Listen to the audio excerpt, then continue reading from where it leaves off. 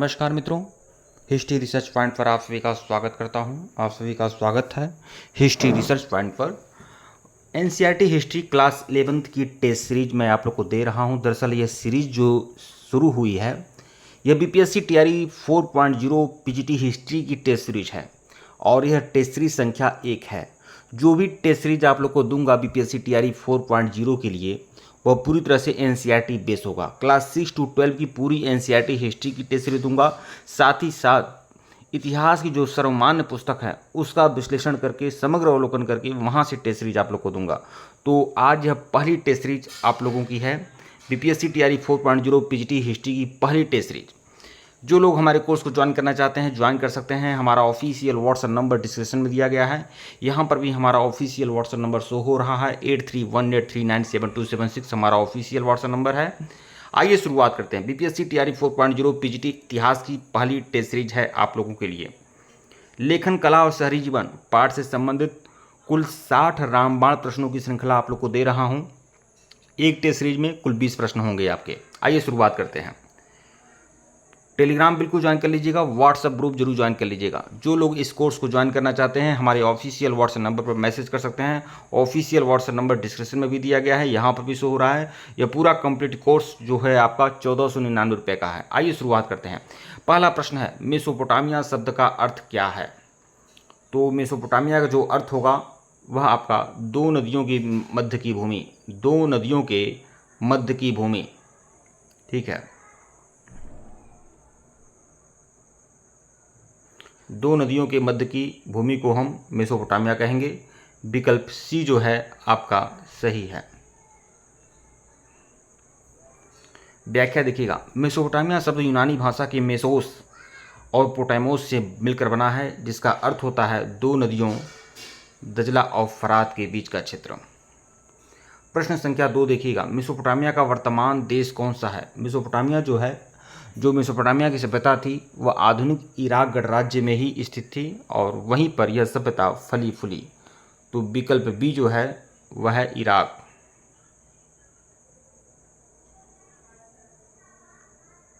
विकल्प B Iraq है। विकल्प ए जो है आपका सही है, विकल्प बी इराक। इसकी व्याख्या देखिएगा, प्राचीन मेसोपोटामिया आज की इराक क्षेत्र में स्थित है। यह क्षेत्र ऐतिहासिक और शहरीकरण के दृष्टिकोण से बहुत ही महत्वपूर्ण है। प्रश्न 3 देखिएगा, मेसोपोटामिया में सबसे पहले कौन सी भाषा बोली गई? देखिए, जो भी प्रश्न आप लोग को मिलेंगे बहुत ही महत्वपूर्ण मिलेंगे, 100% महत्वपूर्ण मिलेंगे। पूरी तरह से क्लास 6 to 12 की पूरी एनसीईआरटी का निचोड़ मैं आप लोग को दूंगा और मैं आप लोग को पूरा विश्वास दिलाता हूं कि अगर आप परीक्षा होने तक हिस्ट्री रिसर्च पॉइंट को फॉलो कर लिए तो परीक्षा में बेहतरीन परिणाम देखने को मिलेगा। लगभग 185 लोग टीआरई 3.0 में पीजीटी हिस्ट्री में एनरोल थे और मुझे बताते हुए अपार हर्ष का अनुभव हो रहा है कि सभी के सभी लोग सिलेक्ट हुए। इसीलिए मैं आप लोगों से कहूँगा कि आप लोग इस कोर्स को जरूर ज्वाइन कर सकते हैं। प्रश्न 3 देखिएगा, मेसोपोटामिया में सबसे पहले कौन सी भाषा बोली गई थी? तो सबसे पहली बोली जाने वाली भाषा थी वो सुमेरियन थी। विकल्प सी जो है आपका सही है। व्याख्या देखिएगा, मेसोपोटामिया में सबसे पहले सुमेरियन भाषा बोली गई थी। देखिए, पहली भाषा जो थी सुमेरियन थी, फिर अक्कडी हुई, फिर अरमाइक। ठीक है, बाद में 2400 बीसी के आसपास अक्कडी भाषा बोली गई, फिर 1400 बीसी के आसपास अरमाइक भाषा बोली गई। ठीक है। प्रश्न 4 देखिएगा, मेसोपोटामिया की सभ्यता किस लिए प्रसिद्ध थी? सिर्फ कृषि के लिए, सिर्फ युद्ध कला के लिए? तो बिल्कुल ऐसी बात नहीं है। तीसरा देखिएगा, शहरी जीवन और साहित्य के लिए मेसोपोटामिया की सभ्यता विख्यात थी। विकल्प सी जो है आपका सही है। ठीक है, मैं आपको बता दूं टीआरई 2.0 की बात कर रहा हूं। केवल 35 और 40 मिनट के क्वेश्चन से मेरे 6 से 7 प्रश्न आए हुए थे टीआरई 2.0 में। ठीक है, टीआरई 3.0 में भी एक टेस्ट सीरीज से एक वीडियो से एक लेक्चर्स वीडियो से 4 से 5-7 प्रश्न ऐसे आए हुए थे। ठीक है, तो इसे आप हल्के में बिल्कुल ना दें। मैं छाती ठोक कर डंकी की चोट पर सुई की नोक पर यह बात है बोलने के लिए तैयार हूं कि पूरे यूट्यूब पर हिस्ट्री रिसर्च पॉइंट का कोई जोड़ नहीं है। देखिए, मेसोपोटामिया की सभ्यता संपन्नता, शहरी जीवन और विशाल साहित्य, गणित एवं खगोलीय विज्ञान के लिए प्रसिद्ध थी। ठीक है। प्रश्न 5 देखिएगा, दक्षिणी भाग में मेसोपोटामिया की भूभौगोलिक स्थिति कैसी थी? तो दक्षिणी भाग जो था वह रेगिस्तान था। ठीक है, मरुस्थल था दक्षिणी भाग। ठीक है, विकल्प बी जो है आपका सही है। मेसोपोटामिया की सभ्यता को दो भागों में बांटते हैं, उत्तरी भाग जो था असीरिया था और दक्षिणी भाग जो था बेबीलोनिया था। ठीक है, देखिए व्याख्या देखिएगा, दक्षिणी भाग रेगिस्तान था और उत्तर और पूर्व में कृषि योग्य मैदान और जल स्रोत उपलब्ध थे। प्रश्न 6 देखिएगा, मेसोपोटामिया के शहरी केंद्रों में कौन सा शहर प्रमुख था? तो तीन प्रमुख शहर थे, उर, उरुक और मारी। उर, उरुक और मारी। ठीक है, विकल्प बी जो है, देखिए मेसोपोटामिया के शहरी केंद्रों में कौन सा शहर प्रमुख था? प्रमुख शहर की बात की जा रही है तो उरुक शहर प्रमुख था। विकल्प बी जो है आपका सही है, उरुक शहर। ठीक है, देखिए उरुक मेसोपोटामिया की प्रमुख शहरी केंद्र था। यह शहरी जीवन और लेखन कला के विकास का केंद्र माना जाता था। ठीक है, प्रश्न 7 देखिएगा, मेसोपोटामिया की किस नदियों के बीच यह क्षेत्र स्थित था? तो दजला और फरात नदी के बीच में मेसोपोटामिया की सभ्यता विकसित हुई थी। विकल्प सी जो है आपका सही है। दजला और फरात नदियों के बीच स्थित मेसोपोटामिया की भूमि अत्यंत उपजाऊ थी। प्रश्न 8 देखिएगा, मेसोपोटामिया में किसे शहरी जीवन का प्रारंभ माना जाता है? मेसोपोटामिया में किसे शहरी जीवन का प्रारंभ माना जाता है? तो चीन, मिस्र और मेसोपोटामिया। मेसोपोटामिया में किसे शहरी जीवन का प्रारंभ माना जाता है? तो मेसोपोटामिया से ही शहरी जीवन की शुरुआत हुई थी। विकल्प सी जो है आपका सही है। प्रश्न थोड़ा अटपटा है लेकिन यही जान लीजिए कि मेसोपोटामिया से ही शहरी जीवन की शुरुआत हुई थी। इसीलिए तो इस चैप्टर का नाम है कि लेखन कला और शहरी जीवन, और यह पाठ जो है मेसोपोटामिया की सभ्यता पर ही केंद्रित है। इतिहासकारों के अनुसार शहरी जीवन की शुरुआत मेसोपोटामिया से हुई थी, जहां नगर नियोजन और प्रशासन विकसित हुआ। प्रश्न 9 देखिएगा, मेसोपोटामिया में 7000 से 6000 बीसी के बीच क्या शुरू हुआ था? तो 7000 से 6000 बीसी के बीच में मेसोपोटामिया में कृषि की शुरुआत हुई थी। विकल्प बी जो है आपका सही है। देखिए पूर्वोत्तर भाग में हरे भरे मैदानों और वर्षा की पर्याप्तता के कारण कृषि की शुरुआत 7000 से 6000 बीसी में हुई थी।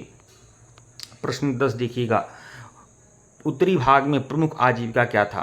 तो उत्तरी भाग जो था उस वहाँ पर पशुपालन हुआ करता था। ठीक है, पशुपालन व्यापार, ठीक है, पशुपालन आदि हुआ करता था उत्तरी भाग में। ठीक है, और दक्षिणी भाग जो था शहरी था। ठीक है, देखिए पशुपालन, विकल्प बी जो है आपका सही है। उत्तरी भाग को स्टेपी घास के मैदानों में पशुपालन प्रमुख आजीविका थी और दक्षिणी भाग क्या था? शहरी था। प्रश्न 11 देखिएगा, आरमाइक भाषा किस भाषा से मिलती जुलती थी? आरमाइक भाषा जो है, जो सुमेरियन भाषा थी आरमाइक।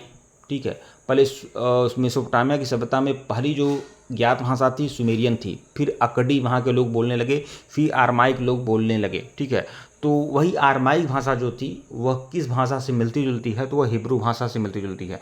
देखिए मित्रों, एक बात आपको बता दूं, अगर परीक्षा होने तक हिस्ट्री रिसर्च फंड को फॉलो कर लिए, मैं पूरी तरह से आश्वस्त हूँ। मैं हर सब्जेक्ट की बात नहीं कर रहा हूँ, लेकिन पीजीटी इतिहास बीपीएससी की अगर बात करूँ तो इसका कोई विकल्प नहीं है हिस्ट्री रिसर्च पॉइंट के अलावा। ठीक है, 185 लोग इनरोल हुए थे और सभी के सभी लोग सिलेक्ट हुए। अगर ऐसा कोई भी है जो हिस्ट्री रिसर्च पॉइंट से जुड़ा हुआ हो और उसे असफलता हाथ लगी हो तो एक बार कमेंट बॉक्स में कमेंट करें। मैं यह बात केवल हिस्ट्री रिसर्च पॉइंट बोल सकता है, बाकी कोई नहीं बोल सकता है। इसलिए मैं आप लोगों से कहूँगा कि हिस्ट्री रिसर्च पॉइंट बेस्ट है। व्याख्या देखिएगा, आरमाइक भाषा हिब्रू भाषा से मिलती जुलती थी और 1400 बीसी के बाद यह प्रचलित हुई थी। ठीक है, प्रश्न 12 देखिएगा, मेसोपोटामिया के शहरी केंद्रों में से कौन सा नगर उर और मारी के साथ शामिल था? तो देखिए उर, उरुक और मारी ये तीन प्रमुख नगर थे। तो विकल्प बी जो है आपका सही है, उरुक। उरुक से ही वार का शीर्ष मिला हुआ है। ठीक है, संगमरमर का एक महिला की मूर्ति मिली है, महिला का सिर मिला हुआ है, संगमरमर का था वो। ठीक है, उर, उरुक, मारी मेसोपोटामिया के प्रमुख शहरी केंद्र थे और इन तीनों में भी सबसे महत्वपूर्ण जो था उरुक था। प्रश्न 13 देखिएगा, मेसोपोटामिया में साहित्य और ज्ञान की समृद्धि किस कारण प्रसिद्ध थी? तो मेसोपोटामिया के जो लोग थे वो गणित और खगोल विद्या में निपुण थे। विकल्प बी जो है आपका सही है। मेसोपोटामिया का साहित्य विशाल था और गणित तथा खगोल विज्ञान में उन्नति इस सभ्यता की विशिष्टता थी। प्रश्न 14 देखिएगा, उत्तरी भाग में सर्दियों के पश्चात जानवरों के लिए क्या उपलब्ध होता था?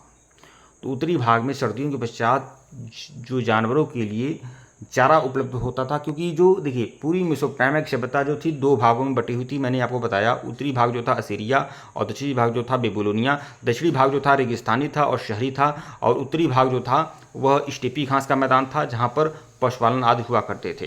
तो वही उत्तरी भाग में सर्दियों के पश्चात जानवरों के लिए क्या उपलब्ध था? तो चारा उपलब्ध था। विकल्प बी जो है आपका सही है। व्याख्या देखिएगा, उत्तरी भाग में पशुपालन प्रमुख था और सर्दियों के बाद घास पशुओं के चारे के लिए उपलब्ध होते थे।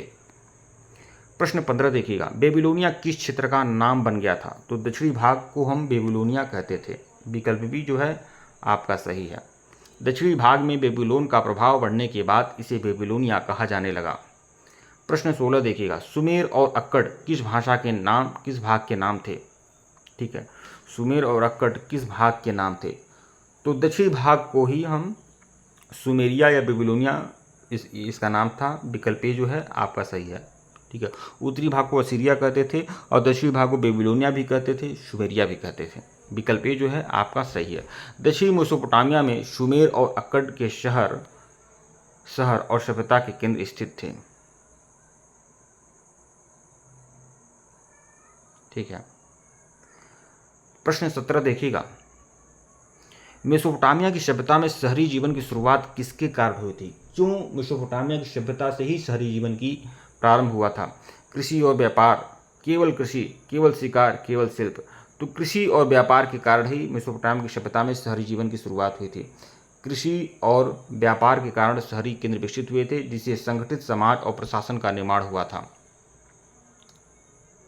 प्रश्न 18 देखिएगा, मेसोपोटामिया में किस क्षेत्र को असीरिया कहा जाने लगा? तो उत्तरी भाग को असीरिया और दक्षिणी भाग को बेबीलोनिया कहा जाने लगा। विकल्प बी जो है आपका सही है। उत्तरी भाग को असीरिया कहा गया, जहां असीरियाई सभ्यता का प्रभुत्व था। प्रश्न 19 देखिएगा, पूर्वी भाग में दजला और सहायक नदियां किस उद्देश्य के लिए प्रमुख थीं? तो दजला और सहायक नदियां जो थीं किस उद्देश्य के लिए प्रमुख थीं? जलापूर्ति, परिवहन, मछली पालन या धार्मिक अनुष्ठान? तो परिवहन के लिए पूर्वी भाग में जो दजला और सहायक नदियां थीं वह परिवहन का साधन थीं। ठीक है, विकल्प बी जो है आपका सही है। पूर्वी भाग में दजला और उसकी सहायक नदियां ईरान की तरफ जाने के लिए परिवहन का अच्छा साधन थीं। प्रश्न 20 देखिएगा, मेसोपोटामिया में कृषि के लिए सबसे अनुकूल वर्षा किस क्षेत्र में थी? मेसोपोटामिया में कृषि के लिए सबसे अनुकूल वर्षा जो थी वह किस क्षेत्र में थी? तो पूर्वोत्तर क्षेत्र में थी। विकल्प सी जो है आपका सही है। और पूर्वोत्तर क्षेत्र में अच्छा खासा बारिश होता था। ठीक है, तो पूर्वोत्तर भाग जो था हरा भरा मैदान था और पर्याप्त वर्षा कृषि के लिए अनुकूल था। ठीक है मित्रों, वीडियो को लाइक और चैनल को सब्सक्राइब करिएगा। डिस्क्रिप्शन में लिंक टेलीग्राम का है, तो इसको भी ज्वाइन कर लीजिएगा। बीपीएससी टीआरई 4.0 पीजीटी इतिहास के प्रति जो भी लोग गंभीर हैं वह सभी लोग हिस्ट्री रिसर्च पॉइंट से जुड़ जाएं और परीक्षा में बेहतरीन परिणाम उनको देखने को मिलेगा।